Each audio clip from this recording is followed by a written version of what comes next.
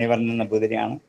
കേരളം അനേകം സപ്താഹയജ്ഞങ്ങളിലും ശ്രീമദ് ഭാഗവത പത്രങ്ങളിലും നിരന്തരമായ തൻ്റെ സാന്നിധ്യം കൊണ്ട് എന്താണ് ഭാഗവതത്തിൻ്റെ രഹസ്യവും തത്വവും എന്താണെന്ന് അനായാസമായി എല്ലാ ഭക്തജനങ്ങളെയും ബോധ്യപ്പെടുത്തിക്കൊണ്ടിരിക്കുന്ന മണിവർണ്ണൻ നമ്പൂതിരിയെ ഈ വർഷം ആദ്യമായി നമ്മുടെ ഈ സഭയിലേക്ക് ലഭിച്ചത് നമുക്കൊരു ഭാഗ്യമാണ്. നാരായണീയത്തിലെ 90-ാം ദശകമായ ഭക്തിമഹത്വമാണ് അദ്ദേഹം നമ്മളോട് പറയുന്നത്. വളരെയധികം സന്തോഷത്തോടെ വിനയപൂർവ്വം ഞങ്ങളുടെ വേദിയിലേക്ക് അങ്ങയെ സാദരപൂർവ്വം ക്ഷണിക്കട്ടെ. നമസ്കാരം.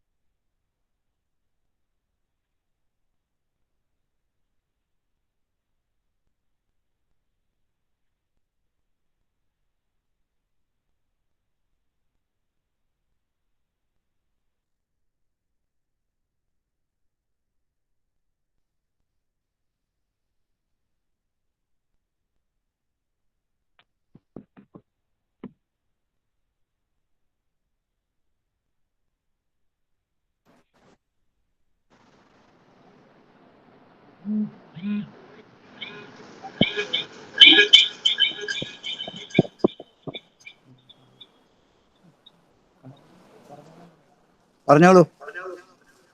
ഹരേ രാമ രാമ രാമ ഹരേ. വീഡിയോ ഓഫ് ആണെന്ന് തോന്നുന്നു, ഒന്ന് ഓൺ ചെയ്തേക്കണേ. വീഡിയോ ഓഫ് ആണെന്ന് തോന്നുന്നു, ഒന്ന് നോക്കിയേക്കണേ. ഇത് പറഞ്ഞോളൂ. റേഞ്ച് കുറവാണ്, അതാണ്. ആ ശരി, ഒന്നും കൂടി ജോയിൻ ചെയ്യട്ടെ. ആ വരുന്നില്ല, അതാ കാണുന്നില്ല. വീഡിയോ ഓഫായിരുന്നോ നോക്കാൻ.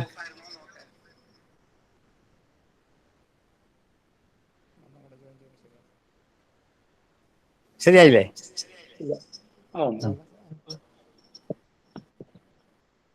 ആ ഇപ്പൊ ശരിയായി. നീ പറഞ്ഞോളൂ. ഓ റെഡിയായി, പറഞ്ഞോളൂ. ഹരേ രാമ രാമ ഹരേ ഹരേ. ഹരേ കൃഷ്ണ കൃഷ്ണ കൃഷ്ണ ഹരേ ഹരേ.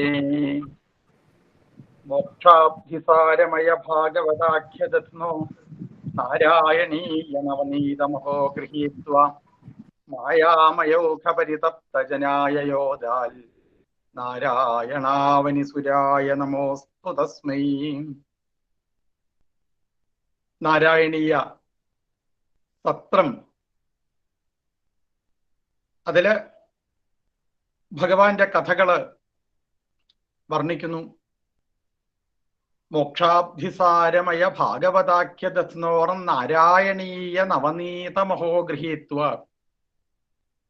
നാരായണീയത്തിനെ നവനീതമായിക്കൊണ്ടാണ് ഭക്തന്മാര് വർണ്ണിക്കുന്നത്. നവനീതം പുതുവെണ്ണ. വെണ്ണ എവിടെ വെച്ച് കഴിഞ്ഞാലും അത് ഭഗവാനത എടുത്തു കൊണ്ടുപോകും. ഗോപസ്ത്രീകള് കൊണ്ടുവയ്ക്കുന്നതായ വെണ്ണ അത് എവിടെയാണ് എന്ന് അന്വേഷിച്ച് ആ ഉണ്ണിക്കണ്ണൻ എങ്ങനെതാ പോയി. അവരത് എവിടെ വെച്ച് കഴിഞ്ഞാലും കണ്ണൻ കാണാതെ വെക്കണം. കണ്ണന് അത് കൊടുക്കാൻ പറ്റുമോ, കൃഷ്ണനത് കൊടുക്കാൻ പറ്റുമോ എന്ന് വിചാരിച്ച് വെക്കുന്ന വെണ്ണയടക്കം അതാ ഭഗവാൻ പോയിട്ടതാ എടുക്കണം. നാരായണീയം എവിടെ ഇരുന്ന് വായിക്കുന്ന സമയത്തും അത് കേൾക്കാൻ, അത് കാണാനായി ആ ഭഗവാൻ അവരുടെ മുന്നിലതാ എത്തിച്ചേരണം. ഭട്ടതിരിപ്പാട് നാരായണീയം കൊണ്ട് ശ്രീഗുരുവായൂരപ്പന്റെ മുന്നിലിരുന്നു കൊണ്ട് ആ ഭഗവാനെ സ്തുതിക്കാനായിട്ട് പുറപ്പെടുമ്പോ ശ്രീകോവിലിൽ നിന്ന് ഭഗവാൻ സ്വരൂപം സ്വീകരിച്ച് പുറത്തേക്കിതാ ഇറങ്ങി വരുന്നു. എന്നിട്ടോ ഭട്ടതിരിപ്പാടിന്റെ മുന്നിൽ അങ്ങനെ ഇരുന്നു കൊണ്ട് ഭട്ടതിരിപ്പാട് ചൊല്ലുന്ന ഓരോ ശ്ലോകവും അതങ്ങനെ കേട്ട് ഭഗവാൻ ആസ്വദിക്കുന്നു. ഇവിടെ ഓരോരോ പ്രാവശ്യവും ഭഗവാനെ സ്തുതിക്കുമ്പോ നമുക്കെന്നെ അറിയാം, നാരായണീയത്തിലെ ഒരുവിധം ദശകങ്ങളിലൊക്കെ 10 ശ്ലോകം തന്നെയാണ്. ഇപ്പൊ 9 ശ്ലോകവും 10ാമത്തെ ശ്ലോകത്തിന്റെ അവസാനം വരെയുള്ള ഭാഗവും ഒക്കെ ഭഗവത് കാര്യങ്ങൾ അങ്ങനെ പറഞ്ഞ് അവസാനം എത്തുന്ന സമയത്ത് എന്തോ കാലിനൊരു വേദന ഉണ്ടല്ലോ, ഭഗവാനെ എൻ്റെ ഈ രോഗത്തിനെ ഒന്ന് മാറ്റി തരണേ, എൻ്റെ ഈ രോഗത്തിനെ ഒന്ന് മാറ്റി തരണേ എന്നാണ് ഭട്ടതിരിപ്പാട് ഭഗവാനോട് പ്രാർത്ഥിക്കുന്നത്. നമുക്കും വൈദ്യനാഥനായിരിക്കുന്ന ആ ഉണ്ണിക്കണ്ണനോട്, ആ ഭഗവാനോട് ഈ സത്രവേദിയിലിരുന്ന് പ്രാർത്ഥിക്കാൻ ഈ സമയത്ത് ഇത് തന്നെയുള്ളൂ. രോഗം കൊണ്ട് ഭഗവാനെ ഞങ്ങളൊക്കെ വലയാണ്. രോഗം കൊണ്ട്, പലതരത്തിലുള്ള പ്രയാസങ്ങളെ കൊണ്ട് ഞങ്ങൾ ബുദ്ധിമുട്ടണം. അതുകൊണ്ട് ഞങ്ങൾ എല്ലാവിധ ദുഃഖങ്ങളും ഇല്ലാതാക്കണേ, എല്ലാവിധ ദുഃഖങ്ങളും ഇല്ലാതാക്കണേ. ഭട്ടതിരിപ്പാട് ഭഗവാനോട് ഓരോരോ ദശകത്തിന്റെ അവസാനത്തിലും പ്രാർത്ഥിക്കുന്നത് പോലെ ലോകത്തുള്ള എല്ലാവരും ഇപ്പോ ആ ഭഗവാൻ പ്രാർത്ഥിച്ചുകൊണ്ടിരിക്കുന്നു. അവർക്ക് മനസ്സിലായി കൃഷ്ണനെ ഉപാസിക്കല്ലാതെ, ഭഗവാനെ ഉപാസിക്കല്ലാതെ മറ്റൊരു മാർഗമില്ല. നാന്യപന്ഥ അയനായ വിദ്യതേ, മറ്റൊരു മാർഗമില്ല. ഭഗവാനെ ഉപാസിക്കൂ. സന്തോഷം വേണോ, മനസ്സിന് സുഖം വേണോ, എന്ത് വേണം? ഈ കൃഷ്ണനെ ഉപാസിക്കണം, ഈ ശ്രീകൃഷ്ണ ഭഗവാനെ ഉപാസിക്കണം. ഈ കാണുന്നതായ സകല വസ്തുക്കളും നമ്മളെ ചതിക്കുന്നതാണ്, നമ്മളെ വിട്ട് പോകുന്നതാണ്. ഇതിനൊന്നും സ്നേഹിച്ചിട്ട് ഒരു കാര്യവുമില്ല. ശരീരം, കളത്രം, സുതം, ബന്ധുവർഗം, വയസ്യം, ധനം, സ്വത്മഭൃത്യം, ഭുവം ച സമസ്തം പരിത്യജ്യ ഹാ കഷ്ടമേകോ ഗമിഷ്യാമി ദുഃഖേന ദൂരം കിലാഹം. ഒറ്റയ്ക്ക് ഇവിടുന്ന് പോകുന്നതായ ഒരു വലിയതായിരിക്കുന്ന യാത്ര, ആ യാത്രയിൽ നമ്മളുടേതാണ് എന്ന് വിചാരിച്ച ആരും കൂട്ടത്തിൽ ഏതാവില്ല. അങ്ങനെയാണ് വേണ്ടത്, എങ്ങനെയാണ് വേണ്ടത്, അത് ചെയ്യൂ, ഇത് ചെയ്യൂ. അങ്ങനെ ആയി കഴിഞ്ഞിട്ട് വെച്ചാൽ നിങ്ങൾക്ക് കുറെ ഗുണമുണ്ട്. അതായാ നന്നായി, ഇതായാ നന്നായി. വേണ്ടത് ഇതൊന്നും അല്ല കേട്ടോ. അങ്ങനെ രാവിലെ നേരത്തെ നീക്കുക, കുളിക്കുക, ഒന്ന് പണം സമ്പാദിക്കൂ. അതല്ലെങ്കിൽ ഈ ലോകത്തുള്ള ഓരോരോ സുഖം അല്ലെ, സുഖഭോഗങ്ങളിൽ ഏർപ്പെടൂ. ഋണം കൃത്വ ഘൃതം പിബേത്, കട വാങ്ങിയിട്ടാണെന്നുണ്ടെങ്കിലും നെയ്യ് കൂട്ടി ഉണ്ണു, ശരീരത്തിനെ നേരെയാക്കൂ എന്ന് ചില ആൾക്കാര്. ഈ ലോകത്തുള്ള പദവികളിൽ എത്തിച്ചേരൂ എന്ന് വേറെ ചില ആൾക്കാര്. ഈ പറഞ്ഞ ആൾക്കാരൊന്നും നമ്മളെ രക്ഷിക്കാനായിട്ട് ഉണ്ടാവില്ല. ഏകോ ഗമിഷ്യാമി ദുഃഖേന ദൂരം കിലാഹം. സാക്ഷാൽ ഭഗവാൻ മാത്രമേ ആ സമയത്ത് നമ്മളെ അടുത്തുണ്ടാവുള്ളൂ. സുകൃതം ദുഷ്കൃതം ജൈവ ഗച്ഛന്തമനുഗച്ഛതി. ജീവിതത്തിൽ ചെയ്തതായിരിക്കുന്ന സുകൃതം, ജീവിതത്തിൽ ചെയ്യാൻ പാടില്ലാത്തതായിരിക്കുന്ന ദുഷ്കൃതങ്ങള്, ഇത് രണ്ടും ആ അവസാന കാലത്ത് നമ്മളുടെ കൂട്ടത്തിൽ നമ്മളെ പിന്തുടർന്നുകൊണ്ടത് ഉണ്ടായിരിക്കും. അതിന് ഈ നാരായണീയ സത്രം, ഭഗവാനെ ഉപാസിക്കുന്ന സത്രങ്ങള്, ഇവിടെ ഇരുന്നു കൊണ്ട് ഭഗവത് കഥകൾ പറയുമ്പോൾ അത് കേൾക്കാനായിട്ട് സാധിക്കുമ്പോൾ, അല്ലെങ്കിൽ ഭാഗവതത്തിന് മുന്നിൽ അങ്ങനെ വന്നിരിക്കുമ്പോൾ, നാരായണീയത്തിന്റെ മുന്നിൽ അങ്ങനെ വന്നിരിക്കുന്ന സമയത്ത്, അതൊക്കെയാണ് പുണ്യമായിട്ട് നമ്മളെ ജീവിതത്തിൽ ഉണ്ടാവുക. ഇതാണ് സത്രത്തിന്റെ പ്രത്യേകത. സത്രം എന്ന് പറഞ്ഞാൽ തന്നെ സത്യം പറയുന്ന സ്ഥലത്തിനാണ് സത്രം എന്ന് പറയുക. സത്യം പറയുന്ന സ്ഥലം, സത്യം എന്ന് പറഞ്ഞാൽ അത് ഭഗവാനാണ്, പരമാർത്ഥിക സത്യസ്വരൂപനായിരിക്കുന്ന ഭഗവാൻ. ആ ഈശ്വരനെ പറ്റിയിട്ട് എവിടെയൊക്കെ ഇരുന്ന് പറയണു അതൊക്കെ സത്രങ്ങളാണ്. ഏകാഹം അഹീനം സത്രം എന്ന് പറയും.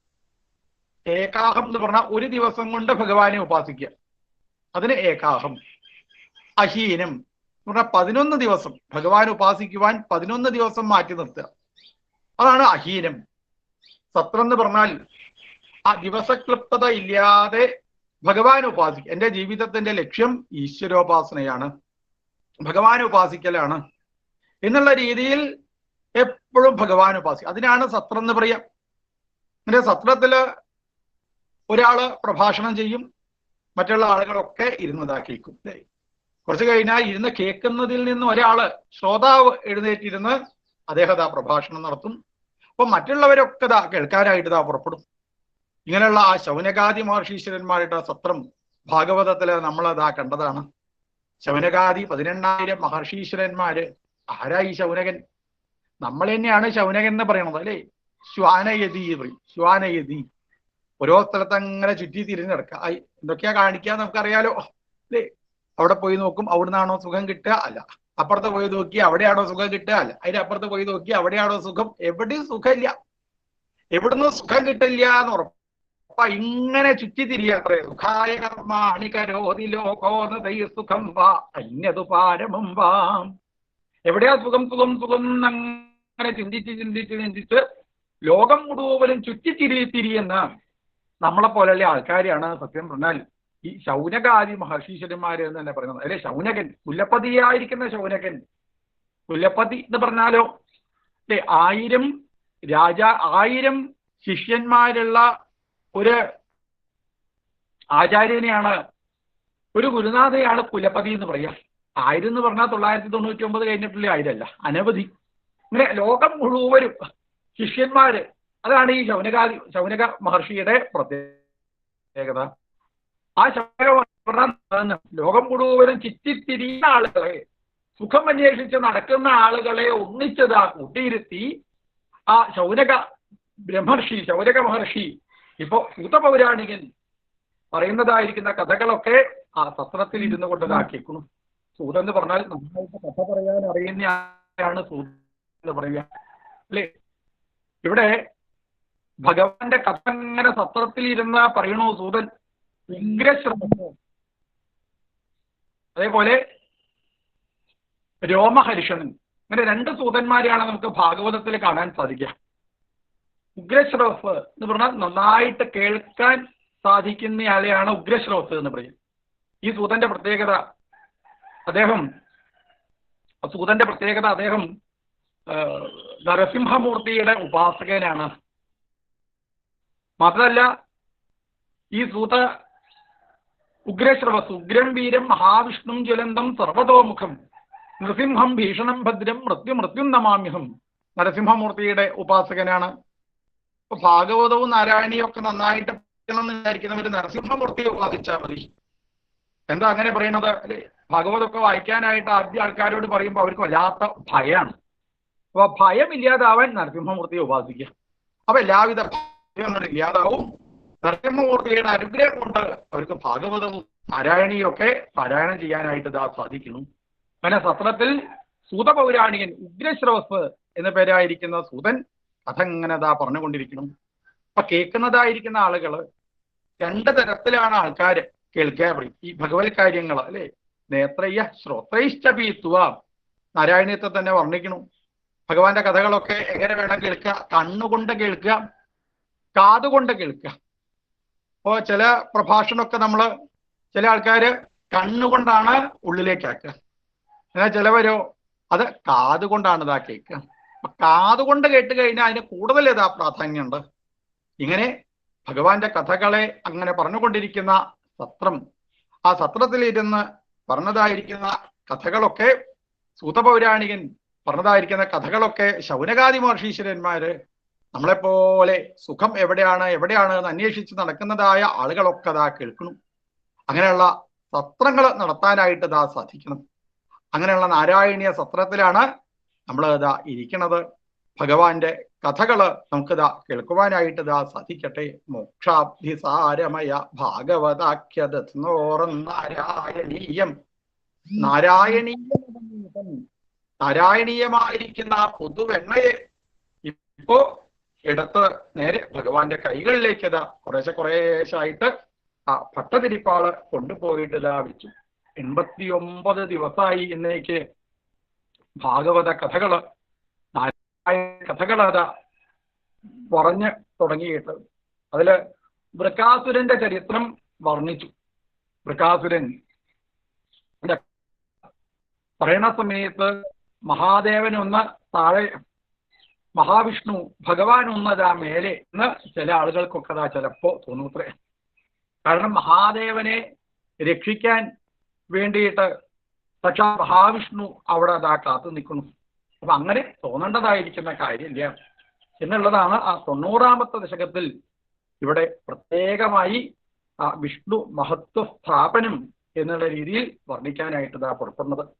ഭാഗവതത്തിന്റെ ആദ്യത്തെ തന്നെ വർണ്ണിച്ചിട്ടുണ്ട്. അതൊക്കെയാണ് ഒന്നും കൂടി ആ ദശകത്തില് വർണ്ണിക്കുന്നത്. ഹരേ കൃഷ്ണ ശരണം.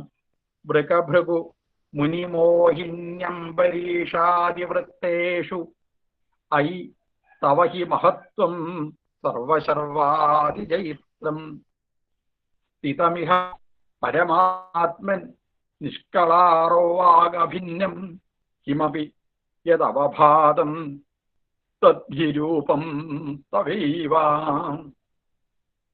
പരമാത്മാവായ ഹേ ഭഗവാനെ, വൃക്കാസുരൻ, വൃക, ഭൃഗു, മുനി, മോഹിനി, അംബരീഷാദിവൃത്തെ, വൃക്കാസുരൻ, ഭൃഗുമുനി, മോഹിനി, അംബരീഷൻ തുടങ്ങിയവരുടെ ആ കഥകളിൽ ഭഗവാന്റെ മഹിമ തന്നെയല്ലേ വർണ്ണിച്ച് വരുന്നത്.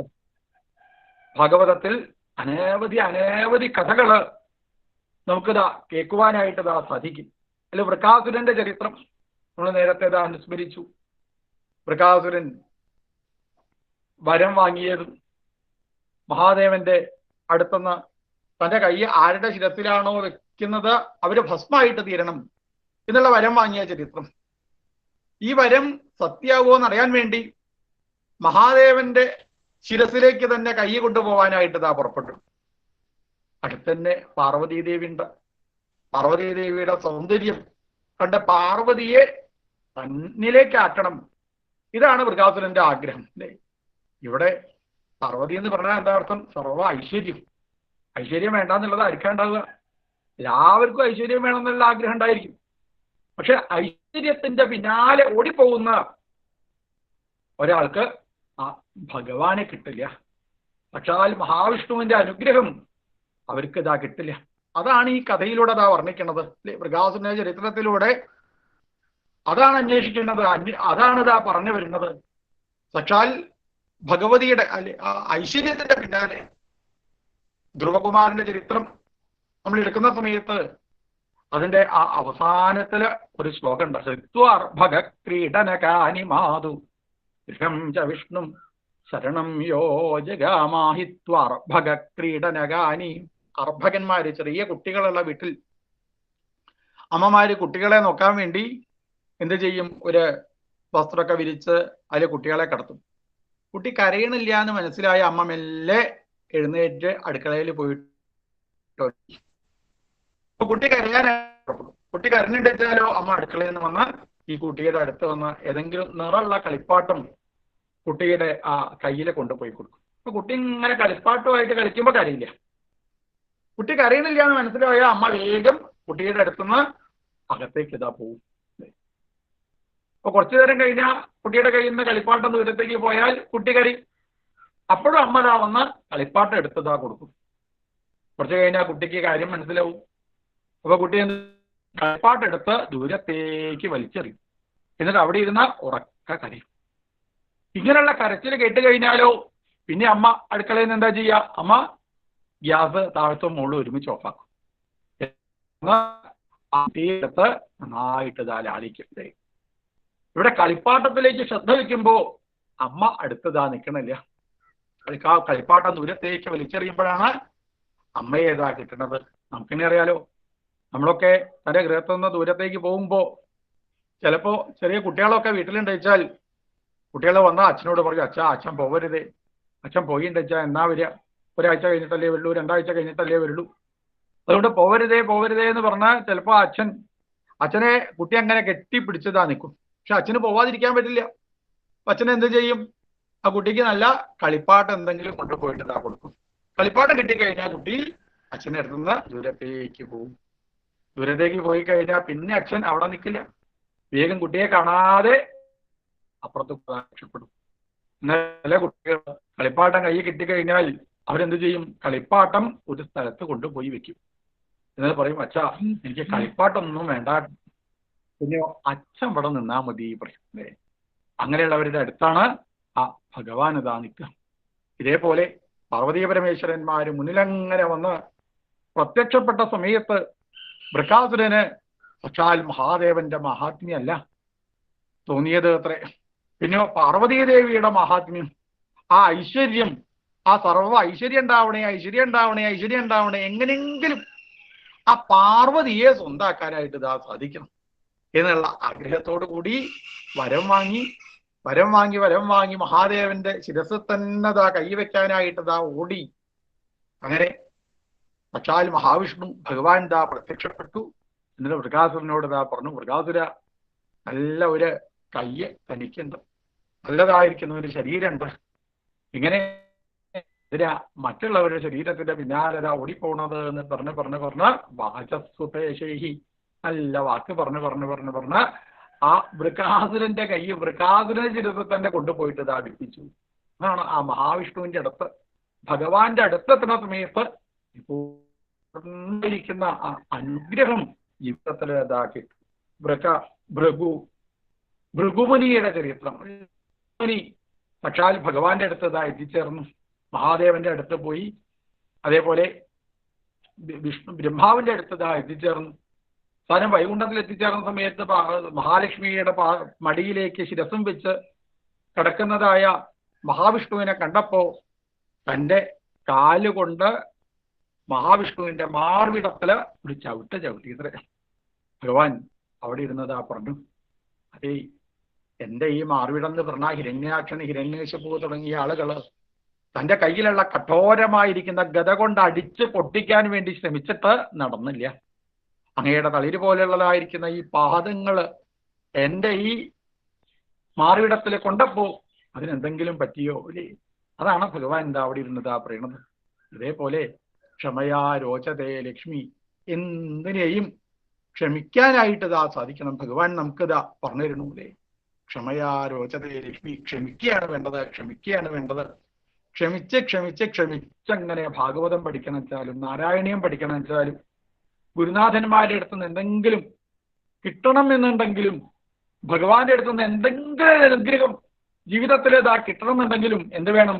അവരുടെ പിന്നാലെ അങ്ങനെ അനവധി കാലം കൂട്ടത്തിൽ അതാ കൂടണം. ഭഗവാനെ അങ്ങനെ ഭജിച്ച് ഈ ശ്രീകൃഷ്ണ ഭഗവാനെ ഭജിക്കുമ്പോ അല്ലെ എന്തെങ്കിലുമൊക്കെ തടസ്സങ്ങളൊക്കെ ഉണ്ടായിരിക്കും. അപ്രതിഹത യയാത്മാ സംപ്രസീദതി, അപ്രതിഹത, ഒരു തടസ്സവുമില്ലാതെ ആ ഭഗവാൻ എന്നെ ഉപാസിക്കാനായിട്ട് ഇതാ സാധിക്കണം. അപ്പോഴേ സംപ്രസീദതി, ഭഗവാൻ അവരിൽ പ്രസാദിക്കുള്ളൂ. ആ ഭഗവാന്റെ പ്രസാദം കിട്ടിക്കഴിഞ്ഞാലോ അതെന്നും നിലനിൽക്കുന്നതാണ്. അംബരീഷ മഹാരാജാവ് ദുർവാസാവ് മഹർഷി വന്ന് ശപിച്ചു. അവസാനം ദുർവാസാവ് മഹർഷി ശപിക്കാനായിട്ട് താ പുറപ്പെട്ടു. അതിന്റെ പിന്നാലെ ദുർവാസാവിന്റെ പിന്നാലെ ഭഗവാന്റെ ആ കാലചക്രം യാത്രയായി. അവസാനം അംബരീഷ മഹാരാജാവിന്റെ അടുത്ത് തന്നെ ദുർവാസാവ് മഹർഷി ഇതാ എത്തിച്ചേർന്നു. ഭുജ്യതാം ഇതി സാദരം. അംബരീഷ മഹാരാജാവ് എന്താ ദുർവാസാവിനോട് പറയുന്നത്? ഭുജ്യതാം, ഭക്ഷണം കഴിക്കണേ എന്ന് പറഞ്ഞ് അംബരീഷ മഹാരാജാവ് ഒരു ദേഷ്യവും ഇല്ലാത്രേ തന്നെ ഉപദ്രവിക്കാനായിട്ട് വന്ന ആ ദുർവാസാവിനോട് യാതൊരു ദേഷ്യവും ഇല്ല. നിന്നമാവ ഇവ സ്വയം, നീര് താഴത്തേക്കേ ഒഴുകൂ. ഭഗവത് ഭക്തന്മാരായിരിക്കുന്ന ആളുകള് ആണ് മഹാവിഷ്ണുവിന്റെ ഭക്തന്മാര്. എല്ലാ സമയത്തും അവരിതാ താഴ്ന്നു തന്നെ കൊണ്ടേതാ നിൽക്കുള്ളൂ. അംബരീഷ മഹാരാജാവിന്റെ ചരിത്രം, മോഹിനിയുടെ ചരിത്രം ഒക്കെ ഇവിടെ വർണ്ണിച്ചു. ഇവരൊക്കെ അവസാനം എത്തിച്ച് ഈ കഥകളിൽ നിന്നൊക്കെ നമുക്ക് എന്താ മനസ്സിലാവുന്നത്? സാക്ഷാൽ മഹാവിഷ്ണുവിന്റെ അനുഗ്രഹമാണ് ജീവിതത്തിൽ ഉണ്ടാവേണ്ടത്, അല്ലാതെ മറ്റുള്ളവരുടെ ആ പ്രാധാന്യത്തിനല്ല. ഭഗവാന്റെ മഹിമ തന്നെയാണ് ഈ കഥകളിലൊക്കെ പറയുക. പക്ഷെ കഥ കേൾക്കുന്ന സമയത്ത് ചിലപ്പോ കഥയിലേക്ക് മാത്രം മനസ്സ് വെക്കുന്ന സമയത്ത് അതിന്റെ ആ തത്വം മനസ്സിലായി എന്നത് വരില്ല. ഭഗവാനിലേക്ക് എത്തിച്ചേരുകയാണ് വേണ്ടത് എന്ന് പറയാൻ വേണ്ടിയിട്ടാണ് ഈ കഥകളൊക്കെ ഇവിടെ വർണ്ണിക്കുന്നത്. നിഷ്കളവാകഭിന്നം, സകല നിഷ്കള രൂപങ്ങളിൽ നിന്ന് അഭിന്നമായി അനിർവചനീയമായി യാതൊന്ന് പ്രകാശിതമായിട്ടുണ്ടോ അത് ആ ചൈതന്യം സാക്ഷാൽ ഭഗവാൻ തന്നെയാണ്. ഇങ്ങനെ രൂപമുള്ളതായിരിക്കുന്ന ഭഗവാനെ ചില ആളുകൾ ഉപാസിക്കാനായിട്ട് ഇതാ പുറപ്പെടുന്നു. രൂപമില്ലാത്തതായിരിക്കുന്ന ഭഗവാനെ ചില ആൾക്കാർ ഇതാ ഉപാസിക്കുവാനായിട്ട് ഇതാ പുറപ്പെടുന്നു. പലരും പല രീതിയിലാണ് ഭഗവാൻ ഉപാസിക്കുക. ബ്രഹ്മേതി പരമാത്മേതി ഭഗവാൻ ഇത് ശബ്ദത്തെ. ചിലവര് ബ്രഹ്മെന്ന്, ചിലവര് പരമാത്മാവ് എന്ന്, ചിലവര് ഭഗവാൻ എന്നതാ പറയും. ഇതൊക്കെ ഒരാൾ തന്നെയാണ്. സത്വം രജസ്തമ ഇതി പ്രകൃതേർ ഗുണാസ്തൈരുക്ത പരപുരുഷ ഏകൈഹാസ്യധത്തെ സ്ഥിത്യാദയേ ഹരിവിരിഞ്ചി ഹരേതി സംജ്ഞാ ശ്രേയാംസി തത്ര ഖലു സത്വതനോർനൃണാം സ്യൂ. സത്വം രജസ്തമ ഇതി പ്രകൃതേർ ഗുണാസ്തേ. പ്രകൃതിയുടെ ഗുണമാകുന്ന ത്രിഗുണങ്ങളെ പാരമാർത്ഥിക സത്യസ്വരൂപനായിരിക്കുന്ന ഭഗവാൻ സ്വീകരിച്ചുകൊണ്ട് ഇവിടെ സത്വഗുണപ്രധാനിയായി മഹാവിഷ്ണുവായിട്ട് ഇത് അവതരിച്ചു. രജോഗുണം തന്നിലുള്ള ആ രജോഗുണത്തിനെ എടുത്ത് ഇവിടെ ബ്രഹ്മാവായിട്ട് മാറി. തന്നിലുള്ളതായിരിക്കുന്ന തമോ ഗുണത്തിനെ എടുത്ത് സാക്ഷാൽ ഭഗവാൻ തന്നെ ആ തമോ ഗുണപ്രധാനിയായിട്ട് മഹാദേവനായിട്ട് ഇവിടെ വർണ്ണിച്ചു. ഇങ്ങനെ വാക്കുകൊണ്ടോ പ്രവൃത്തി കൊണ്ടോ പറയുന്നത് മുഴുവനും ഈ ഭഗവാനിലേതാ എത്തിച്ചേരാൻ വേണ്ടിയിട്ടാണ്. ശ്രേയാംസി തത്ര ഖലു സത്വതനോർ നൃണാം സ്യു. സാക്ഷാൽ മഹാവിഷ്ണു തന്നെയാണ് ബ്രഹ്മാവായി, സാക്ഷാൽ ഭഗവാൻ സത്യസ്വരൂപനായിരിക്കുന്ന ഭഗവാൻ തന്നെയാണ് ബ്രഹ്മാവായിട്ടും വിഷ്ണുവായിട്ടും മഹാദേവനായിട്ടും ഒക്കെ ഈ ലോകത്ത് നിലനിൽക്കുന്നത് എന്ന് മനസ്സിലാക്കാനായിട്ട് സാധിക്കണം. മൂർത്തിത്രയേശ്വര സദാശിവ പഞ്ചകം യത് പ്രാഹു പരാത്മവപുരേവ സദാശിവോസ്മിൻ തത്രേശ്വരസ്തു സ വിഗുണ്ഠപദസ്ത്വമേവ ത്രിത്വം പുനർഭജസി സത്യപദേ ത്രിഭാഗേ. മൂർത്തിത്രയേശ്വര സദാശിവ പഞ്ചകം യൽ. മൂർത്തിത്രയം, ഈശ്വരൻ, സദാശിവൻ എന്ന് പറഞ്ഞു വരുന്ന പഞ്ചകത്തിൽ യാതൊന്നുണ്ടോ? അതിൽ അഞ്ചാമത്തേതായ ആ സദാശിവൻ പരമാത്മ സ്വരൂപിയായിരിക്കുന്ന സാക്ഷാൽ ഭഗവാൻ തന്നെയാണ്. അവിടെ മഹാദേവനല്ല കാണേണ്ടത്, സാക്ഷാൽ വൈകുണ്ഠമൂർത്തിയായിരിക്കുന്ന ഭഗവാനെ തന്നെയാണ് കാണാൻ സാധിക്കുന്നത്. അതായത് സത്യസ്വരൂപനായിരിക്കുന്ന ആ ഭഗവാനെയാണ് കാണാനായിട്ട് സാധിക്കുന്നത്. ആ സത്യസ്വരൂപനെ ഇവിടെ ഇന്ന രൂപത്തിലല്ല പറയുന്നത്, ഇന്ന ദേവനാണ് എന്ന് പറയുന്നില്ല അല്ലെ. ആ സത്യസ്വരൂപനായിരിക്കുന്ന ഭഗവാനെയാണ് അവിടെ മനസ്സിലാക്കാനായിട്ട് ശ്രമിക്കേണ്ടത്. ഈശ്വരൻ എന്ന് പറയുന്നത് ആ സത്യസ്വരൂപനായിരിക്കുന്ന ഭഗവാനാണ്. ആ സത്യസ്വരൂപനായിരിക്കുന്ന ഭഗവാനിലേക്കാണ് നമ്മളൊക്കെ ഓരോരോ രൂപത്തിലുള്ള ഭഗവാനെ ഉപാസിച്ച് എത്തിച്ചേരുന്നത്. നദ്യപ്രവിഷ്ട ഇവ നാമരൂപേ. നദിയിലേക്ക് എത്തിച്ചേർന്ന് കഴിഞ്ഞാൽ പിന്നെ സമുദ്രത്തിലേക്ക് എത്തിച്ചേർന്ന് കഴിഞ്ഞാൽ പിന്നെ നദികൾക്കത് ആ പേരില്ല അല്ലേ. ഇത് ഗംഗയിലെ വെള്ളമാണ്, ഇത് യമുനയിലെ വെള്ളമാണ് എന്ന് ആരും പറയാൻ പതിവില്ല, സമുദ്രമാണെന്നേ പറയുള്ളൂ. ആ പേരുകളൊക്കെ അവിടെ ഇല്ലാതായിട്ട് തീരുന്നു. അപ്പൊ ഓരോരോ പേരിലും ഓരോരോ രൂപത്തിലും നമ്മൾ ഓരോ ദേവീ ദേവന്മാരെ ഉപാസിക്കുന്നതൊക്കെ ഈ സത്യസ്വരൂപനായിരിക്കുന്ന സാക്ഷാൽ ഭഗവാനിലേക്ക് എത്തിച്ചേരാൻ വേണ്ടിയിട്ടാണ്. തത്രാപി സത്യകതനും തവ വിഷ്ണുബാഹു ധാതാതു സത്വവിരളോ രജസൈവ പൂർണ്ണഃ സത്വൽക്കടത്വമപി ചാസ്തി തമോ വികാരശ്ചേഷ്ടാദികം ച തവ ശങ്കരനാം നിമൂർത്തോ. ത്രിമൂർത്തികളിൽ വെച്ച് ഭഗവാന്റെ സത്വപ്രധാനമായ മൂർത്തിയെ വിഷ്ണു എന്ന് പറയുന്നു. ബ്രഹ്മാവാകട്ടെ സത്വഗുണം വളരെ കുറഞ്ഞ് രജോഗുണം നിറഞ്ഞവനാകുന്നു. അതുകൊണ്ടാണ് ബ്രഹ്മാവ് നമ്മളെയൊക്കെ സൃഷ്ടിച്ച സമയത്ത് രജോധിക കർമ്മപര,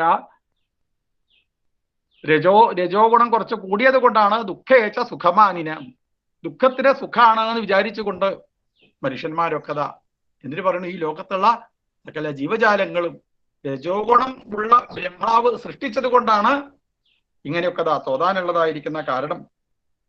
ശങ്കരൻ എന്ന് പറയുന്ന മൂർത്തിയിൽ സത്വഗുണ ആധിക്യവും തമോ ഗുണപ്രധാനമായിരിക്കുന്ന പ്രവൃത്തികളും ഭവിക്കുന്നു. കാരണം മഹാദേവനെ ഉപാസിക്കുന്ന ആളുകൾ അവരുടെ അടുത്ത് പോയി നോക്കിക്കഴിഞ്ഞാൽ എന്തെങ്കിലും സംസാരിക്കുമ്പോൾ അവർ ചിലപ്പോ എന്നാ വിഷ്ണുവിന്റെ അമ്പലത്തിലേക്ക് പോണ സമയത്തോ അവര് സത്വഗുണ പ്രധാനികളായിട്ട് ഇതാ മാറും. നമുക്ക് തന്നെ അനുഭവം ഉണ്ടല്ലോ അല്ലെ? മഹാദേവന്റെ അമ്പലത്തിന്റെ അടുത്തേക്ക് പോണ സമയത്ത് നമ്മളതാ കാണുന്നുണ്ട്. വിഷ്ണുവിന്റെ അമ്പലത്തിന്റെ അടുത്തേക്ക് പോയി കഴിഞ്ഞാൽ അവിടെ പായസ നിവേദ്യം കുറച്ചു നേരമൊക്കെ അവരിതാ കാത്തു നിൽക്കും. ചന്ദന ചാർത്ത് കണ്ട് അവരിതാ വർത്തമാനമൊക്കെ പറഞ്ഞ് ഇങ്ങനെ ശ്രീകൃഷ്ണ ഭഗവാനോടുള്ള ആ ഒരു സാത്വികമായിരിക്കുന്ന മനോഭാവത്തോട് കൂടിയിട്ടാണ് വിഷ്ണു ഭക്തന്മാരെ കാണാനായിട്ട് ഇതാ സാധിക്കുക. മഹാദേവന്റെ അടുത്തേക്ക് എത്തിച്ചേരുന്ന സമയത്ത് ശൂലമൊക്കെ കയ്യിൽ ഇതാ പിടിച്ചുകൊണ്ട് ദേഷ്യ മനോഭാവത്തോടൊക്കെ ചിലപ്പോ അല്ലേ, അങ്ങനെയൊക്കെ ആ ഭഗവാനെ നമുക്കത് കാണാനായിട്ട് ഇതൊക്കെ ഒന്ന് ഒരു ഇകഴ്ത്തി പറയാൻ വേണ്ടിയിട്ടല്ല. അതൊക്കെ ആ ഭഗവാന്റെ ഓരോ സ്വരൂപ സ്വഭാവ രൂപങ്ങളാണ് എന്നത് മനസ്സിലാക്കേണ്ടതാണ്. ഉപാധിഭേദം കൊണ്ടാണ് വിഷ്ണുവിനെ മഹത്വം കൽപ്പിക്കുന്നത്. അതിൽ ഈ സത്യസ്വരൂപനായിരിക്കുന്ന ഭഗവാനിലെ സത്വഗുണം കൊണ്ടാണ് വിഷ്ണുവായിട്ട് മാറിയത്. അതുകൊണ്ടാണ് പക്ഷാൽ വിഷ്ണുവിന് കുറച്ചതാ പ്രാധാന്യം അവിടെ കൽപ്പിക്കാനുള്ള കാരണം. രജപ്രധാനൻ ബ്രഹ്മാവ് ഉത്കട സത്വത്തോടൊപ്പം ഉത്കടമായ തമസ്സവും ചേർന്നതത്രേ ഇവൻ. അതിനാൽ കർമ്മങ്ങൾ രൗദ്രങ്ങളായിരിക്കുന്നു. വിഷ്ണുവിൽ അത് സംഭവിക്കില്ല. അപ്പോ ഈ രൗദ്രമായിരിക്കുന്ന കർമ്മങ്ങളൊക്കെ മഹാദേവന്റെ അടുത്താണ് നമുക്ക് കാണാനായിട്ട് സാധിക്കുക. ശ്രദ്ധിച്ച് നോക്കിയാൽ അറിയാം അല്ലെ, മഹാദേവനെ ഉപാസിക്കുന്ന ആൾക്കാർ ഇപ്പൊ വിഷ്ണുവിനെ ഉപാസിക്കുന്ന ഈ അസുരന്മാരൊന്നും വിഷ്ണുവിനെ ഉപാസിക്കാനായിട്ട് പുറപ്പെടില്ല. എന്നാ ഈ അസുരന്മാരൊക്കെ ആരെയാ ഉപാസിക്കുക? ഒന്നെങ്കിൽ ബ്രഹ്മാവിനെ അല്ലെങ്കിൽ മഹാദേവനെ. പെട്ടെന്ന് കാര്യം തരാവും അല്ലേ എന്ന് വിചാരിച്ച് അവരൊക്കെ ഓരോ പേടിപ്പെടുത്തുന്ന രീതിയിലുള്ള കർമ്മങ്ങളൊക്കെ ചെയ്തുകൊണ്ട് മഹാദേവന്റെ അടുത്തേക്കും ബ്രഹ്മാവിന്റെ അടുത്തേക്കൊക്കെ തപസ് ചെയ്യാനായിട്ട് പോകുന്നു. എന്നാൽ ഈ മഹാവിഷ്ണുവോ അത് സത്യസ്വരൂപനാണ്. അത് സത്വഗുണ പ്രധാനമായിരിക്കുന്ന ഉപാസനകൾക്കാണ്. അതുകൊണ്ടാണ് ആ ഭഗവാന്റെ അടുത്തുനിന്ന് അനുഗ്രഹം അവർക്ക് ജീവിതത്തിൽ കിട്ടുക. ത്വം ത്രിമൂർത്യധിഗതം പരപൂരുഷം ത്വാം സർവാത്മനാപി ഖലു സർവമയത്വഹേതോ ശംസന്ത്യുപാസന വിധൗ തദപി സ്വതസ്തേ തുദ്രൂപമിത്യതിദൃഢം ബഹുനഃ പ്രമാണം. ത്രിമൂർത്തികളിലും മേലെയുള്ള ആ ഈശ്വരനായ അങ്ങയെയും പരമാത്മാവായ അങ്ങയെയും സർവാത്മാവാകയാൽ ഉപാസനാവിധിയിൽ ശിവസ്വരൂപനായും തത്വമറിയുന്നവർ പൗരാണികന്മാർ പറയുന്നു. എങ്കിലും പരമാർത്ഥമായിട്ട് ആ ശിവസ്വരൂപവും അവിടുത്തെ സ്വരൂപം തന്നെയെന്ന് നമുക്ക് ഉറച്ച ധാരാളം പ്രമാണങ്ങൾ ഉണ്ട്. അപ്പോ ശൈവ ഭക്തന്മാരായിരിക്കുന്ന ആളുകൾ അവർ ഈ സത്യസ്വരൂപനെ ശിവരൂപത്തിലാണ് കാണുക. എന്നാൽ പാരമാർത്ഥിക സത്യസ്വരൂപനായിരിക്കുന്ന ഭഗവാനെ ചിലവര് ആ വിഷ്ണു രൂപത്തിലാണ് കാണുക. അങ്ങനെ ഏത് രീതിയിൽ പോയി കഴിഞ്ഞിട്ടുവെച്ചാലും ഈ സത്യസ്വരൂപത്തിലേക്കാണ് എത്തിച്ചേരുക എന്ന് മനസ്സിലാക്കാനായിട്ട് സാധിക്കണം. ശ്രീശങ്കരോപി ഭഗവാൻ സകലേഷു താവല്ലത്വാമേവ മാനയതി യോ നഹി പക്ഷപാതി ത്വന്നിഷ്ഠമേവ സഹി നാമസഹസ്രകാരി വ്യാഖ്യൽ ഭവൽ സ്തുതി പരം ജഗതിം ഗതോന്തേ.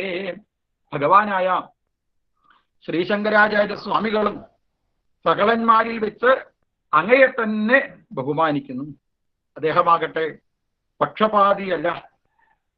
അദ്ദേഹം സഹസ്രനാമം മുതലായ ഭവൽപരമായിട്ട് തന്നെ വ്യാഖ്യാനിക്കുകയും അന്ത്യകാലത്തിൽ അങ്ങയെ സ്തുതിച്ചുകൊണ്ട് തന്നെ സൽഗതി പ്രാപിക്കുകയും ചെയ്തു.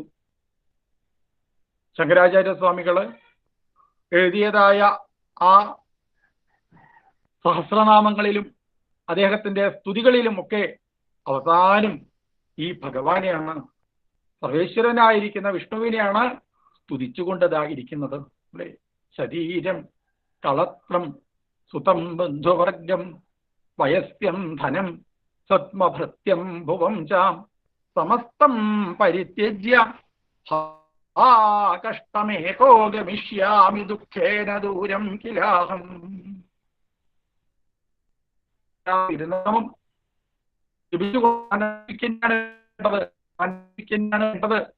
എന്ന് പറഞ്ഞുകൊണ്ട് ഭഗവാനെ അങ്ങയിൽ നിന്ന് അന്യമായിട്ടതാ എനിക്കൊന്നും ഇല്ല കേട്ടോ എന്ന് പറഞ്ഞുകൊണ്ട് സാക്ഷാൽ മഹാവിഷ്ണുവിനെയാണിതാ സ്തുതിക്കുന്നത്. നഹി നഹി രക്ഷതി മൃഗന്യകരണേ. ഇവിടെ കുറെ വ്യാകരണങ്ങളെ പഠിച്ചത് കൊണ്ടോ ഒന്നും അതേ കാര്യമില്ല. എന്നും ഭഗവാനെ ഉപാസിക്കുകയാണ് വേണ്ടത്. ഭഗവാന്റെ തിരുനാമം ജപിക്കുകയാണ് വേണ്ടത്. ഈ മഹാവിഷ്ണുവിനെ ഉപാസിക്കുക, മഹാവിഷ്ണുവിന്റെ ഭക്തന്മാരായിട്ട് തീരണം എന്ന് മഹാവിഷ്ണു ഭക്തനായിരിക്കുന്ന ആചാര്യസ്വാമികള് എല്ലാ സമയത്തും പറഞ്ഞുകൊണ്ടതായിരിക്കണം.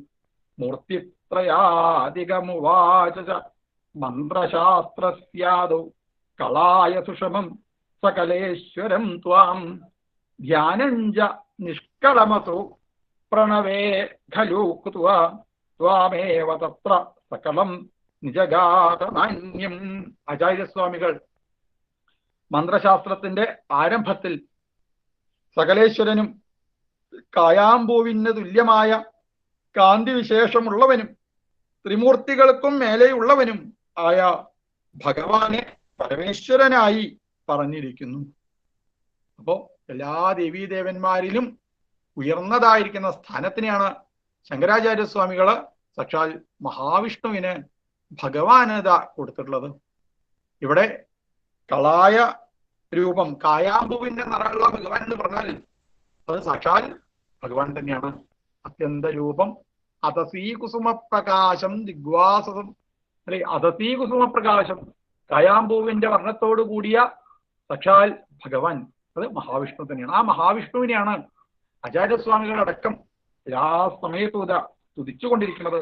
ഏത് ദേവന്റെ പൂജ കഴിഞ്ഞാലും, ഏത് ഹോമം കഴിഞ്ഞാലും, ഏത് വലിയതായിരിക്കുന്ന യാഗം കഴിഞ്ഞാലും അതിൻ്റെയൊക്കെ അവസാനത്തിൽ എന്താണ് ചെയ്യുക? ഋഷി തൊട്ട് അഷ്ടാക്ഷരം ജപിക്കും. ആ അഷ്ടാക്ഷരം പക്ഷാൽ മഹാവിഷ്ണുവിന്റെ നാമം മാത്രമാണ്. അല്ലാതെ വേറൊരു നാമം ജപിക്കാനായിട്ട് ഇതാ പറയുന്നില്ലേ. ഏറ്റവും അവസാനം നാരായണായേതി സമർപ്പയാമി, നാരായണനിലതായ സമർപ്പിക്കും, അതിനാരായണമൂർത്തിയിൽ ഞാനിതാ സമർപ്പിക്കുന്നു എന്നുള്ള രീതിയിൽ അഷ്ടാക്ഷരം ജപിച്ചുകൊണ്ട് ഏതൊരു കർമ്മവും പരിപൂർണമായിട്ടതാ തീരുള്ളൂ. അപ്പോ പ്രണവത്തിൽ നിഷ്കള ധ്യാനം ഉപദേശിച്ചിട്ട് സകലനായിട്ട് ഭഗവാനെ തന്നെയാണ് അതിൽ പറഞ്ഞിട്ടുള്ളത്.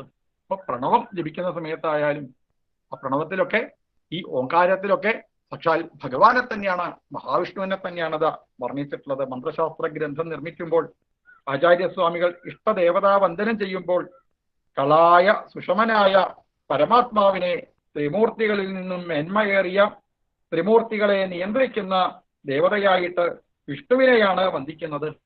കളായ ശോഭ മറ്റു മൂർത്തിഭേദങ്ങൾക്ക് പ്രസിദ്ധമല്ലല്ലോ.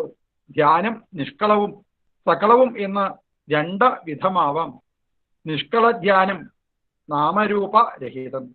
പ്രണവത്തിൽ സങ്കല്പിതമായപ്പോൾ സകള ധ്യാനത്തിന് ധ്യേയമായ രൂപം വിഷ്ണുവിൻ്റെതാണ് സ്വാമികൾ നിർദ്ദേശിച്ചത്.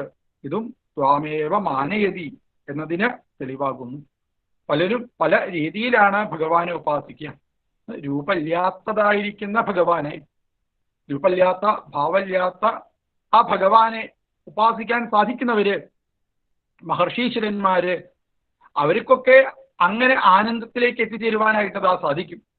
എന്നാൽ നമ്മളെ പോലുള്ളതായിരിക്കുന്ന സാധാരണ ജനങ്ങളോ ഇവിടെ രൂപം ഉണ്ടായിട്ട് തന്നെ ഭഗവാനെ അറിയാൻ സാധിക്കുന്നില്ല, അല്ലേ? നന്നായിട്ട് ചിത്രം വരയ്ക്കാൻ സാധിക്കുന്ന ഒരാൾക്ക് ചുമരില്ലാച്ചാലും ചിത്രം വരയ്ക്കാനായിട്ട് സാധിക്കും. എന്നാൽ ഇവിടെ ചുമരില് ചിത്രം വരച്ചിട്ടും ആ ഭഗവാന്റെ രൂപം എന്താണെന്നുള്ളത് ആളുകൾക്ക് ഇതാ മനസ്സിലാവുന്നില്ല. അല്ലേ? എത്രയെത്ര അമ്പലങ്ങളുണ്ട്, എത്രയെത്ര അമ്പലങ്ങളിൽ ഇതാ വിഗ്രഹമുണ്ട്, എത്രയെത്ര രീതിയിൽ, എത്രയെത്ര മന്ത്രശാസ്ത്രങ്ങൾക്കനുസരിച്ച് പൂജാവിധികൾ ഇതാ ഉണ്ട്. ആ ആനന്ദത്തിലേക്ക് എത്തിച്ചേരാനുള്ള എത്രയെത്ര വഴികളുണ്ട്. ആ വഴികളിലൊന്നും പിന്നാലെ പോലും പോവാതെ, അല്ലെങ്കിൽ അതിൽ നിന്നൊന്നും മനസ്സിലാവാതെ ദുഃഖം അനുഭവിക്കുന്ന ആളുകളാണ് ഇതാ കൂടുതൽ. അപ്പോ നിഷ്കള ഭാവത്തിൽ ഭഗവാനെ ഉപാസിച്ച് ആനന്ദത്തിലേക്ക് എത്തിച്ചേരാൻ സാധിക്കുന്ന ഒരു വിഭാഗം ആളുകൾ സകല രൂപത്തിൽ ഭഗവാന്റെ സർവേശ്വരനായിരിക്കുന്ന ഭഗവാന്റെ രൂപത്തിനെ കണ്ടുകൊണ്ട്, വിഗ്രഹ രൂപത്തിൽ ഭഗവാനെ കണ്ടുകൊണ്ട് അങ്ങനെ ആ ആനന്ദത്തിലേക്ക് എത്തിച്ചേരുവാൻ സാധിക്കുന്നവര്, അതിമനോഹരമായിരിക്കുന്ന രൂപത്തിനെ മനസ്സിലേക്ക് ധ്യാനിച്ച്, അല്ലെ, കണ്ണടച്ച് അവര് ആ ഭഗവാന്റെ രൂപത്തിനെ ധ്യാനിക്കുന്നു. ചന്ദ്രകിരണങ്ങൾ പൊഴിക്കുന്ന തിരുനഖങ്ങളോടുകൂടി പാദങ്ങളിൽ സ്വർണത്തിന്റെ പാദസരം ധരിച്ച്, പീതാംബരപ്പെട്ട് ഞൊറിഞ്ഞുടത്ത്, അരയിൽ സ്വർണ്ണാഭരണം ധരിച്ച്, വനമാല അണിഞ്ഞ്, രത്നമാലകൾ അണിഞ്ഞ്, സ്വർണ്ണമാലകൾ അണിഞ്ഞ്, മുത്തുമാലകൾ അണിഞ്ഞ്, തുളസിമാലകൾ അണിഞ്ഞ്, കരത്തിലെ കൗസ്തുഭ രത്നം ചാർത്തി, 4 തൃക്കൈകളിൽ ശംഖ്, ചക്രം, ഗദ, താമരപ്പൂവ് എന്നിവ ധരിച്ചുകൊണ്ട്, തോൾവളകൾ അണിഞ്ഞ്, സ്വർണ്ണവളകൾ അണിഞ്ഞ്, സ്വർണ്ണ മോതിരം ചാർത്തി, അതിമനോഹരമായി പുഞ്ചിരിച്ച്, ഉയർന്ന നാസികയോടുകൂടി, വാലിട്ട് തൃക്കണ്ണെഴുതി, ഗോപിക്കുറി ചാർത്തി, കാതിൽ മകരകുണ്ടലങ്ങൾ അണിഞ്ഞ്, സ്വർണത്തിന്റെ കിരീടം ചാർത്തി, മയിൽപ്പീലി അണിഞ്ഞ ആ ഭഗവാന്റെ രൂപത്തിനെ അങ്ങനെ ധ്യാനിക്കുമ്പോ ചില ആളുകൾക്ക് ഇത് ആനന്ദിത ഉണ്ടാവുന്നു. അവര് ശരീരത്തിനൊക്കെ അതാ മറക്കുന്നു, അല്ലെ? മറ്റുള്ള കാര്യങ്ങളൊക്കെ അവർക്ക് ഇതാ മറക്കാനായിട്ട് സാധിക്കുന്നു. അങ്ങനെയുള്ളവര് ആ സകല മൂർത്തിയായിരിക്കുന്ന ഭഗവാനെ ഉപാസിച്ച് ഭഗവാന്റെ അടുത്തേക്ക് ഇതാ എത്തിച്ചേരാൻ വേണ്ടിയിട്ടതാ ശ്രമിക്കുന്നു. ഇങ്ങനെ എല്ലാ പുരാണങ്ങളുടെയും സാരാംശഭൂതമായിരിക്കുന്ന പുരാണ സംഗ്രഹത്തിൽ യാതൊരു സംശയവുമില്ലാത്ത വിധത്തിൽ ഭഗവാന്റെ മഹാത്മ്യം തന്നെയാണ് വർണ്ണിക്കുന്നത്. സമസ്തസാരേഷു പുരാണ സംഗ്രഹേ വിസംശയം ത്വൻ മഹിമൈവ വർണ്ണ്യതേ.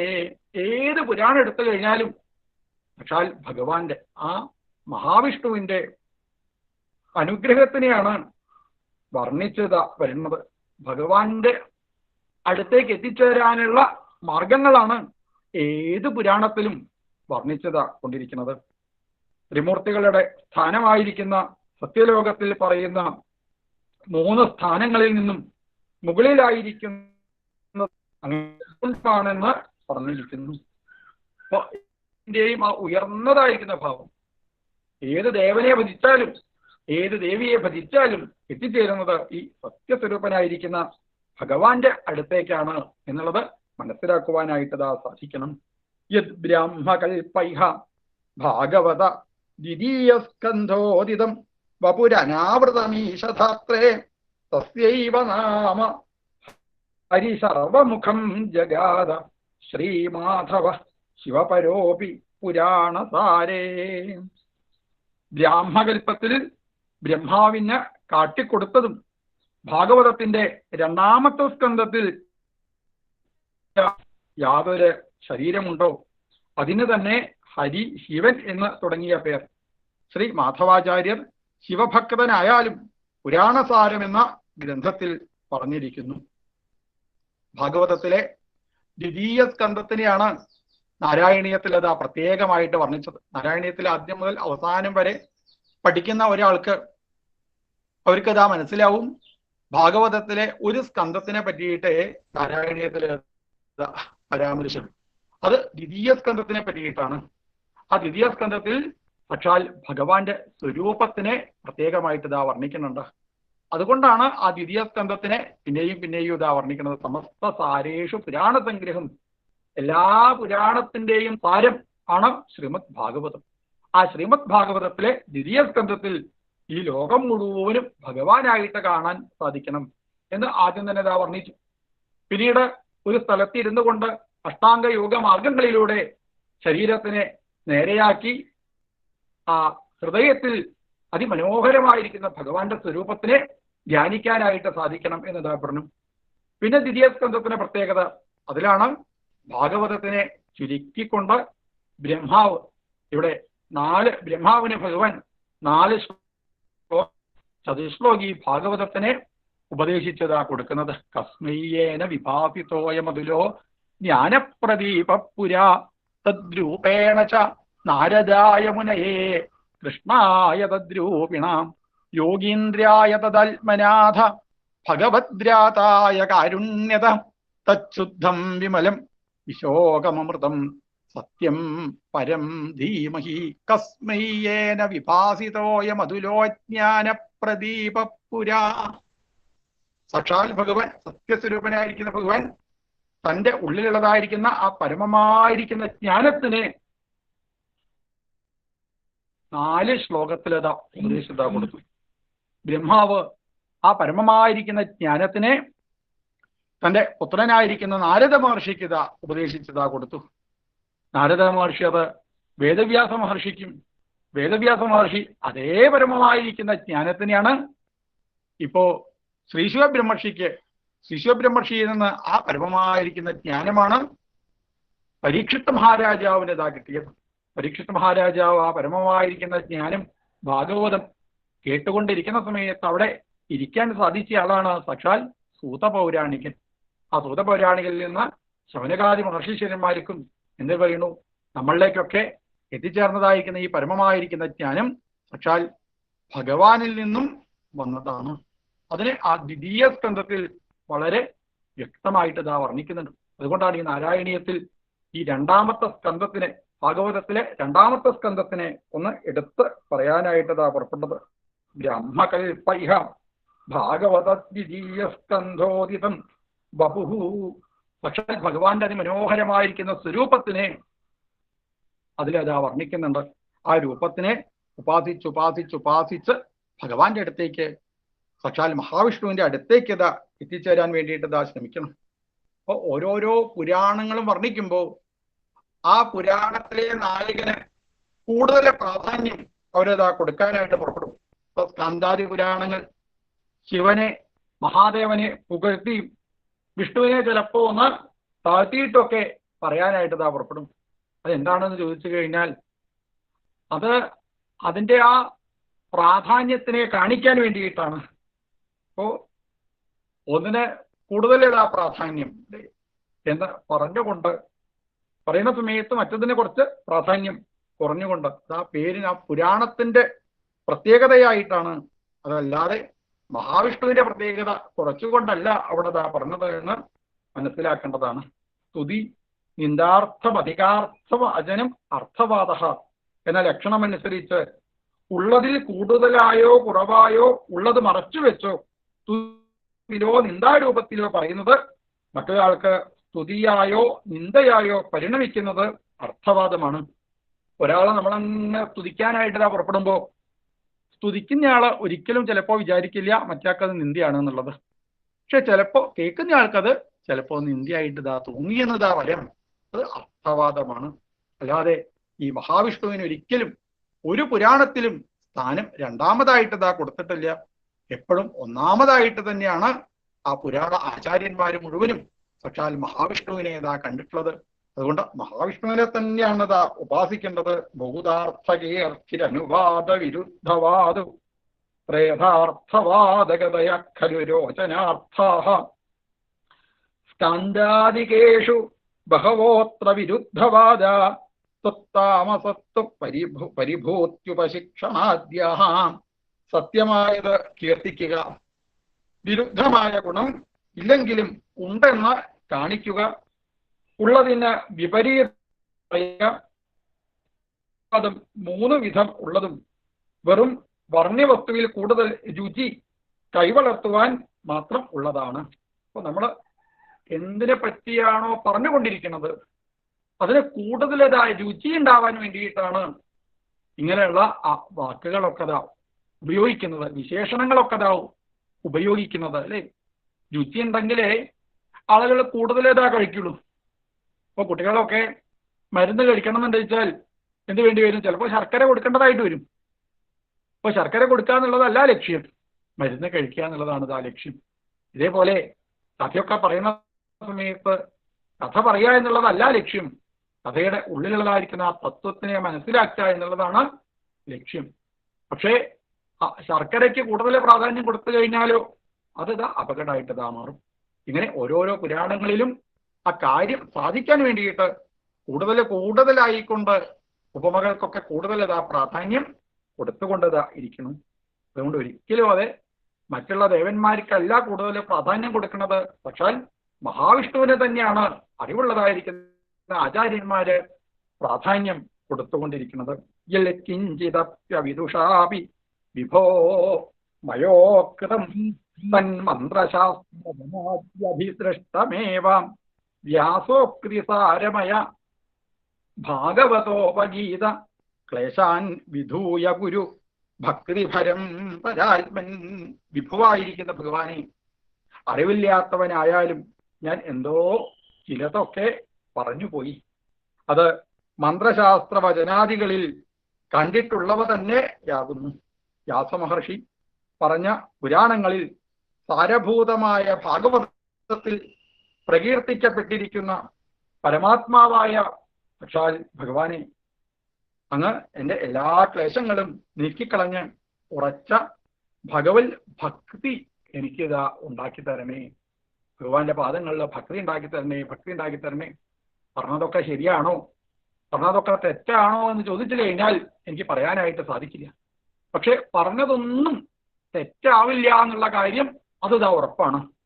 കാരണം എന്താണ്, ആ ഭാഗവതം പറയുന്ന സമയത്ത് വാസുദേവായ സാക്ഷിണേ, വാസുദേവനെ സാക്ഷിയാക്കിക്കൊണ്ടാണ് ഭാഗവതം മുഴുവനും അതാ പറഞ്ഞിട്ടുള്ളത്. ആദ്യം മുതൽ അവസാനം വരെ വേദവ്യാസ മഹർഷി ഭാഗവത കഥകൾ അങ്ങനെ പറയുമ്പോ വാസുദേവായ സാക്ഷിണേ, വാസുദേവ സാക്ഷിയാക്കിക്കൊണ്ടാണ് എല്ലാ കാര്യങ്ങളും ഇതാ പറഞ്ഞത്. അതുകൊണ്ട് ഞാൻ പറഞ്ഞതൊന്നും ഒരിക്കലും ഇതാ തെറ്റാവില്ല. അത് ഇന്നല്ലെങ്കിൽ അത് നാളെ ശരിയാണ് എന്നുള്ളത് എല്ലാവർക്കും ഇതാ ബോധ്യമാവും. ഭഗവാന്റെ അടുത്തേക്ക് എത്തിച്ചേരാൻ പല മാർഗങ്ങൾ ഇതാ ഉണ്ടായിരിക്കാം. അല്ലേ? അതാണ് ഭാഗവതം. ആര് പറഞ്ഞാലും അതിൽ എന്തെങ്കിലും ഒന്ന് നമുക്കതാ കുറച്ച് എടുക്കാനായിട്ട് ഇതാ ഉണ്ടാവും. എത്ര അറിവുള്ളതായിരിക്കുന്ന ആൾക്കാർ പറഞ്ഞാലും, നന്നായിട്ട് ശാസ്ത്രങ്ങളൊക്കെ പഠിച്ച് പുരാണങ്ങളൊക്കെ പഠിച്ച് തത്വമൊക്കെ നന്നായിട്ട് പഠിച്ച് ഭാഗവത പ്രഭാഷണം നടത്തുന്ന ആൾക്കാരുടെ അടുത്തുനിന്ന് പ്രഭാഷണം കേൾക്കാൻ അനവധി അനവധി ആളുകൾ ഇതാണ്ടായിരിക്കും. എന്നാ ഒന്നും അറിയാതെ, ഒന്നും ഭാഗവതം അറിയില്ല, നാരായണീയം ഒന്നും അറിയില്ല, എന്നെ പോലുള്ള ആൾക്കാര് ഒന്നും അറിയാതെ ചിലപ്പോ ആരെങ്കിലുമൊക്കെ ഒന്ന് എന്തെങ്കിലും പ്രഭാഷണം എന്തെങ്കിലും രണ്ട് വാക്കൊക്കെ പറയണമെന്ന് പറയുമ്പോൾ ഒന്നും അറിയില്ല വെച്ചാലും ചിലപ്പോൾ എന്ത് ചെയ്യുമാ, ശരി കേട്ടോ പറയാമെന്ന് പറയും. അങ്ങനെ പറയുന്ന സമയത്തും അവരുടെ നാവിലൂടെയും എന്നുണ്ടായിരിക്കും ചിലപ്പോ എന്തെങ്കിലും ഒരു നല്ല കാര്യം അതിൽ കൂടെ ഭഗവാൻ ഇതാ കൊടുക്കും, അത് ഇതാ എത്തിക്കും ഭക്തന്മാരുടെ അടുത്ത് എന്നുള്ള കാര്യം ഉറപ്പാണ്. കേൾക്കുന്ന ആൾക്കാരുടെ അടുത്ത് എത്തിക്കും എന്നുള്ള കാര്യം ഉറപ്പാണ്. കാരണം എന്താണ്, ഇവിടെ ഭഗവാനെ പറ്റിയാണ് ഇതാ പറഞ്ഞുകൊണ്ടിരിക്കുന്നത്.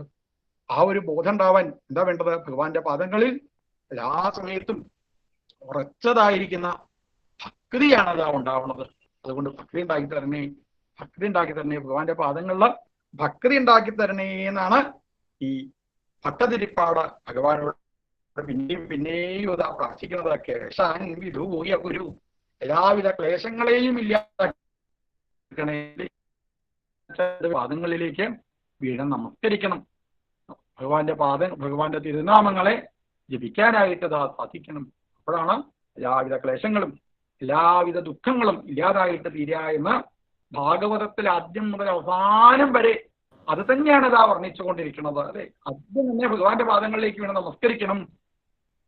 അതുകൊണ്ടാണ് ഭാഗവതം തുടങ്ങുന്നത് തന്നെ ജന്മാദ്യസ്യ യതുന്വയാതിതരതശ്ചാർത്ഥേഷഭിക്യസ്വരാട് തേനേ ബ്രഹ്മഹൃദായ ആദികവയേ മുഹ്യന്തിയൽ സൂരയ തേജോവാരിമൃതാം യഥാ വിനിമയോ യത്ര ത്രിസർഗോ മൃഷാ ധാംനാ സ്വേന തദാ നിരസ്തകുഹകം സത്യം പരം ധീമഹി. ആരെയാ വീണ്ടും നമസ്കരിക്കേണ്ടത്? സത്യസ്വരൂപനായിരിക്കുന്ന ഭഗവാനെ. ആരുടെ കഥകളാ കേൾക്കേണ്ടത്? സ്വരൂപനായിരിക്കുന്ന ഭഗവാന്റെ കഥകളെയാണ് ഇതാ കേൾക്കേണ്ടത്. ജ എന്നുള്ള അക്ഷരത്തോട് കൂടിയിട്ടാണ് ഭാഗവതം ആരംഭിക്കുന്നത്. ജ എന്നുള്ള അക്ഷരത്തോട് കൂടിയിട്ടാണ് ഭാഗവതം പറഞ്ഞതാ സമർപ്പിക്കുന്നത്. അവത്യജ എന്ന് പറഞ്ഞുകൊണ്ടാണ് ഭാഗവതം പറഞ്ഞതാ സമർപ്പിക്കുന്നത്. അല്ലെ, ഇങ്ങനെ ആ ഭഗവാന്റെ പാദങ്ങളിലേക്ക് വീണ്ടും നമസ്കരിക്കുമ്പോഴാണ് എല്ലാവിധ ക്ലേശങ്ങളും ഇല്ലാതായിട്ടതാ തീരുന്നത്.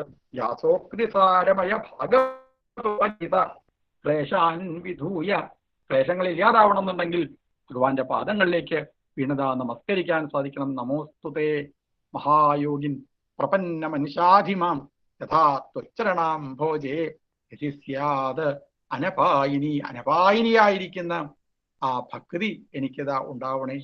അങ്ങയുടെ ആ കാരുണ്യം എന്നിൽ എല്ലാ സമയത്തും ഉണ്ടാവണേ. ഭവേ ഭവേ യഥാ ഭക്തി പാദയോസ്തവ ജായതേ തഥാ കുരുഷ്വ ദേവേശ നാഥസ്ത്വന്നോ യത പ്രഭോ.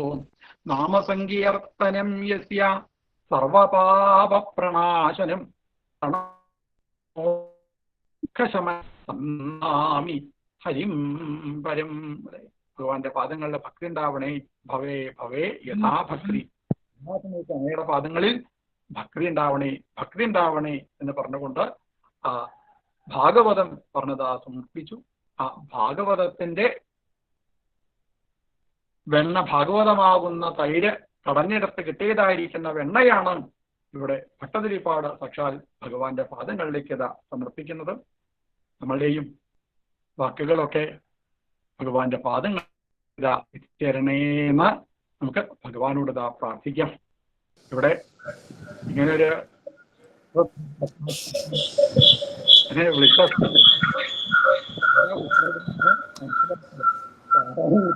മനസ്സിലായാൽ ഞാൻ ആ രീതിയിലുള്ള സത്രായിരിക്കും എന്നാണ് ഞാൻ മനസ്സിലാക്കുന്നത്. അതല്ല, ഞാനത് ഏൽക്കില്ല. കാരണം ഞാൻ അത്രയൊന്നും പഠിച്ചതായിരിക്കുന്ന ഒരാളല്ല. എനിക്ക് കുറച്ച് കഥകളൊക്കെ കേട്ടിട്ടുള്ള ആ കാര്യങ്ങളെ എനിക്ക് പറയാനായിട്ടുള്ളതാ അറിയുള്ളൂ. നന്നായിട്ട് പഠിച്ച് ഭാഗവതത്തിനൊക്കെ നന്നായിട്ട് പഠിച്ച് നല്ല അറിവുള്ളതായിരിക്കുന്ന ആളുകളാണ്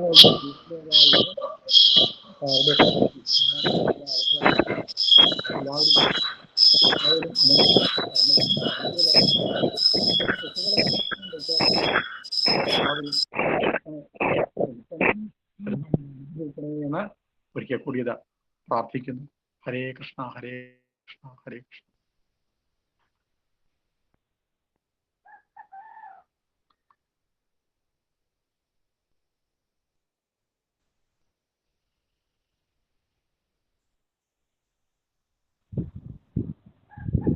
സാറിന്റെ മ്യൂട്ടാണ്.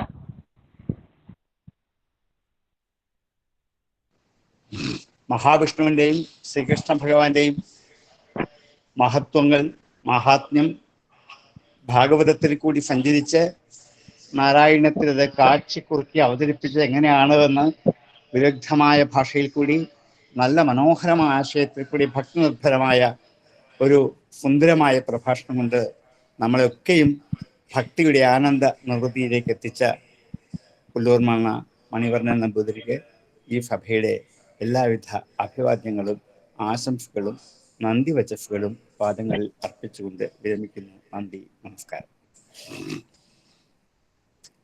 അടുത്ത പ്രഭാഷണം ഡോക്ടർ ജഗൽ സാക്ഷിദാസാണ് എത്തേണ്ടത്. പക്ഷെ അദ്ദേഹത്തിന് പെട്ടെന്നൊരു ആശുപത്രിയിലേക്ക് പോകേണ്ട ആവശ്യം വന്നുകൊണ്ട് അദ്ദേഹം എത്തില്ല എന്ന് അല്പം മുമ്പ് അറിയിച്ചിട്ടുണ്ട്. അതുകൊണ്ട് ആ ഒരു പോരായ്മ പരിഹരിക്കാൻ ഞാൻ തന്നെ അടുത്ത പ്രഭാഷണത്തിൽ കയറുന്നതാണ് എന്നും കൂടി അറിയിച്ചുകൊണ്ട് 10 പ്രഭാഷണം ആരംഭിക്കുന്നതാണ് എന്നറിയിച്ചുകൊണ്ട് വിരമിക്കുന്നു. നന്ദി, നമസ്കാരം.